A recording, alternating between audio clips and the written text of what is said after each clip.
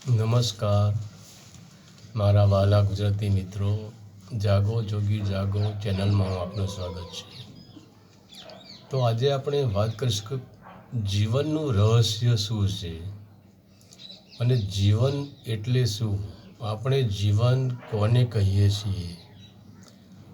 તો પહેલી વાત કે આપણે એટલા બધા બેહોશીમાં જીવન સમય વિતાવીએ છીએ કે આપણે યાત્રાને જીવન કહીએ છીએ, પરંતુ જીવન તો આપણે જાણ્યું જ નથી, જીવનને આપણે માણ્યું જ નથી, જીવનનો આપણે અનુભવ કોઈ દિવસ કર્યો જ નથી.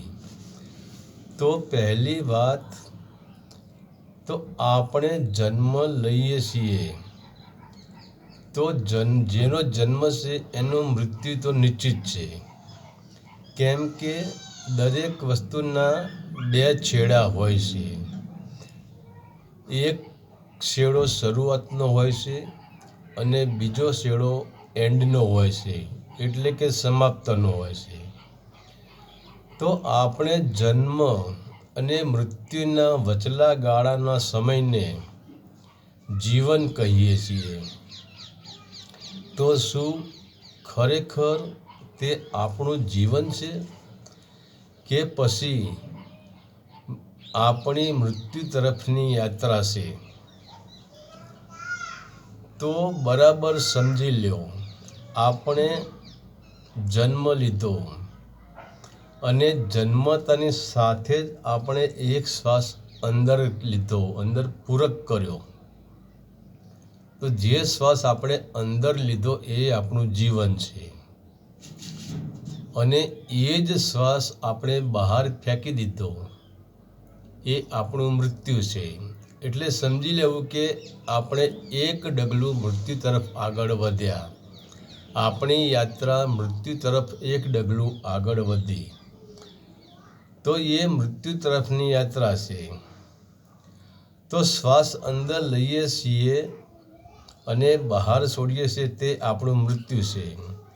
તો આના ઉપરથી તો આપણને ખબર પડે કે આપણે જીવન તરફ નહીં પરંતુ મૃત્યુ તરફ આગળ વધી રહ્યા છીએ. તો જીવન અંદર છે, બહાર તો ફક્ત યાત્રા જ છે. આજે આપણે જોઈએ છીએ કે એક સંઘ પગપાળા ચાલતો અમદાવાદથી દ્વારકા જઈ રહ્યો છે.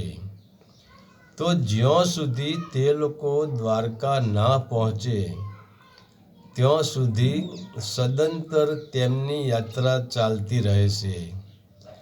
એક એક કદમ દ્વારકા બાજુ ઉપડે છે અને જેટલા કદમ દ્વારકા બાજુ ઉપડે છે એટલું દ્વારકાનું અંતર કપાતું જાય છે, એટલું દ્વારકા નજદીક આવતું જાય છે.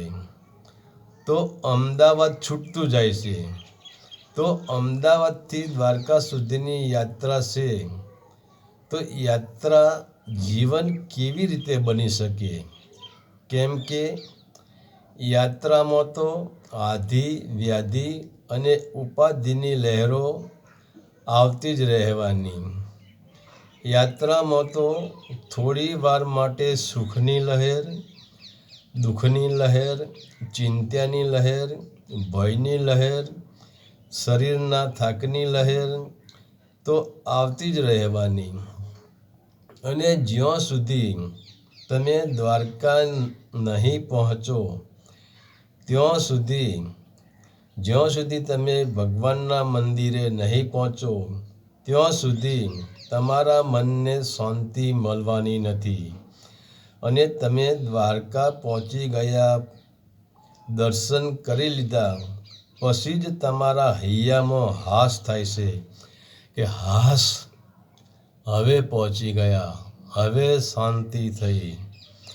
તો તમારા હૃદયમાંથી હાસનો શબ્દ ત્યારે જ નીકળે છે અને પછી જ તમારું મન શાંતિનો અનુભવ કરે છે અને પછી જ તમારું આખું શરીર, હૈયામાં જ્યાં હાસ થાય છે અને તમે તમારો જ હૃદય બોલે કે હાસ, હવે પહોંચી ગયા, હવે શાંતિ થઈ, હવે નિરાશ થઈ, હવે શાંતિથી બેસો, હવે સ્થિર બેસો, હવે ચાલવાનું રહ્યું જ નથી. તો ત્યાં તમને શાંતિનો અનુભવ કરે છે. પછી જ ત્યાં બધો થાક, બધી ચિંતાઓ ઉતરી જશે અને તમે પોતે નિર્વિચાર સ્થિતિમાં, નિસ્તરંગ સ્થિતિમાં આવી જવાના. કેમ કે અહીંયા તમારી યાત્રા પૂરી થઈ છે અને અહીંયા જ તમારું જીવન શરૂ થયું છે. એટલે જ તમારા અંદર સુખ છે, તમારા અંદર શાંતિ છે અને તમારા અંદર આનંદ છે. તો જ્યાં સુધી દ્વારકા પહોંચ્યા ન હતા ત્યાં સુધી હૈયામાં હાસ પણ ન હતી, મનમાં શાંતિ પણ ન હતી અને હૃદયમાં આનંદ પણ ન હતો. કેમ કે હજુ સુધી આપણે આપણા કેન્દ્રએ પહોંચ્યા નથી. તો આપણું કેન્દ્ર દ્વારકા હતું. એવી જ રીતે જન્મ અને મૃત્યુની યાત્રા છે, પરંતુ તેમાં આપણે મૃત્યુને ભેટીએ છીએ, પરંતુ કેન્દ્ર બનાવતા નથી. આપણે જોઈએ છે કે જન્મ લીધો, જન્મ તો પશુ, પંખી, જાનવર દરેક યોનિઓ જન્મ તો લેશે જ અને દરેક યોનિમાં આપણે યાત્રા કરી રહીએ છીએ. પરંતુ મનુષ્ય શરીર એક મહા અવસર છે કે જેમાં તમે કેન્દ્ર પકડવાની સંભાવના છે, તમે કેન્દ્ર પકડી શકો છો. બાકી યાત્રા તો દરેક જન્મમાં છે જ, યાત્રા તો ક્યાંય ગયેલી નથી. જન્મથી મૃત્યુની યાત્રા તો દરેક જીવ, જંતુ, પ્રાણી, પંખી બધા જ કરી રહ્યા છે, મનુષ્ય પણ કરી રહ્યા છે. પરંતુ આપણે યાત્રા જ કરીએ છીએ, એ જીવન નથી. જીવન કોને કહેવાય? તમે કેન્દ્રને પકડો. તમારું મનુષ્ય જન્મમાં આપણને જન્મ મળ્યો, તો આ યાત્રા વચ્ચેનું કેન્દ્ર શું? મનુષ્ય જન્મ આવવાનું કારણ શું? અને એ જ કારણ, એ જ કેન્દ્ર, જેને કારણને સમજી લીધું કે હું મનુષ્ય જન્મમાં કેમ છું, મનુષ્ય જન્મમાં આવવાનું કારણ શું છે, મનુષ્ય જન્મનો ધ્યેય શું છે, આ ધ્યેય જેને પકડી પાડ્યો, આ કારણ જેને પકડી પાડ્યો, અને એવા લોકો જ કેન્દ્રને પકડી શકે છે. એવા લોકો યાત્રા કરતા નથી. એ લોકોની યાત્રા કેન્દ્ર સુધી જ હોય છે અને કેન્દ્ર જ એનું જીવન બની જાય છે. પરંતુ આપણે મૃત્યુને ભેટીએ છીએ, પરંતુ કેન્દ્ર બનાવતા નથી અને આપણે બેહોશીમાં જ ચાલ્યા જઈએ છીએ. તો યાત્રા એટલે પરિવર્તન, યાત્રા એટલે ભટકાવ, યાત્રા એટલે ચાલવું. પરંતુ જેને યાત્રાને કેન્દ્ર બનાવી લીધું, અર્થાત બહારની યાત્રા છોડી દીધી અને અંદરની યાત્રા ચાલુ કરી. અંદરની યાત્રા કોઈ યાત્રા નથી, સિર્ફ રૂકાવટ છે, સ્થિરતા છે, એને યાત્રા ના કહેવાય.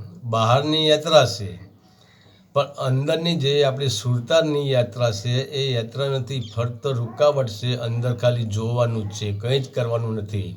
જેમ આપણે સિનેમા ગૃહમાં જે સિનેમા જોઈ રહીએ છીએ, સિનેમા ગૃહમાં આપણને કંઈ કરવું પડતું નહીં. આપણે સ્થિર ખુરશીમાં બેસી રહેલા જ હોઈએ છીએ. આપણે તો ખાલી પડદા પર જોવાનું જ હોય છે. એમાં આપણે કોઈ પ્રકારની મહેનત કરવાની હોતી નથી. એવી જ રીતે આપણું કેન્દ્ર, આપણી યાત્રા અંદરની થઈ ગઈ. તો અંદરની બે આંખો બંધ કરીને ત્રીજા તલમાં ધ્યાન આપીને અંદર જોવું, એનું નામ યાત્રા. એટલે જ બહારની આંખ બંધ કરી અને અંદર ડોકિયું કરવું. તો તમે આંખ બંધ કરીને જુઓ, અંદર કોઈ સમય નથી, અંદર કોઈ પરિવર્તન નથી, અંદર કોઈ જગત નથી, અંદર કોઈ કોલાહલ નથી, અંદર કોઈ ઘોઘાટ નથી, અંદર કોઈ તીર્થધામ નથી, અંદર કોઈ યાત્રા નથી. તો અંદર જુઓ તો બધું જ સ્થિર છે. બધું જ શૂન્ય છે અને માણસ શૂન્યતાની ભંવરમાં જે માણસ ઉતરી ગયો, જેનું કેન્દ્ર શૂન્યતા બની ગયું, એનું નામ જીવન. કેમ કે જ્યાં સુખ, શાંતિ અને આનંદના ફૂલ સતત ખીલતા જ રહે છે. અને જો તમે જન્મથી મૃત્યુની યાત્રામાં શૂન્યતાનું કેન્દ્ર ન બનાવ્યું, તો તમે ક્યાંય સુખ, શાંતિ અને આનંદ તમને મળવાનો જ નથી અને મૃત્યુના છેડે પહોંચી જશો. તો એવું ન માનતા કે મૃત્યુ એ આપણો અંતિમ છેડો છે. અંતિમ છેડો ઘણી બને કે માને કે મૃત્યુ છેલ્લો છેડો નથી ભાઈ, એક વિસામો છે. મૃત્યુ આવી તો એમ ના સમજો કે આપણી યાત્રા પૂરી થઈ ગઈ. મૃત્યુ એક વિસામો છે કે જેમ આપણને થાક લાગ્યો હોય તો આપણે કોઈ ઝાડ નીચે, કોઈ સારા સરોવર હોય એની કિનારે ઝાડ હોય તે આપણે વિસામો કરીએ છીએ અને વિસામો કર્યા પછી આપણે આગળ યાત્રા કરવી પડે છે. માની લો કે આપણે અમદાવાદથી દ્વારકા ગયા તો સતત આપણે ચાલવાના નથી, વચમાં ઘણા બધા વિસામા આપણે કરવાના છીએ, પરંતુ એ વિસામો ક્ષણિક છે. વિસામે ગયા પછી આપણે આગળની યાત્રા જારી રાખવી પડે છે.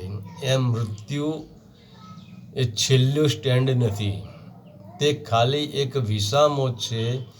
અને એ વિસામો પતી ગયા પછી ઠીક છે, વિસામો પૂરો થયા પછી શરીર બદલાઈ જાય છે, પરંતુ યાત્રા બદલાતી નથી, યાત્રા પૂર્ણ થતી નથી. યાત્રા તો ક્યારે પૂર્ણ થાય છે?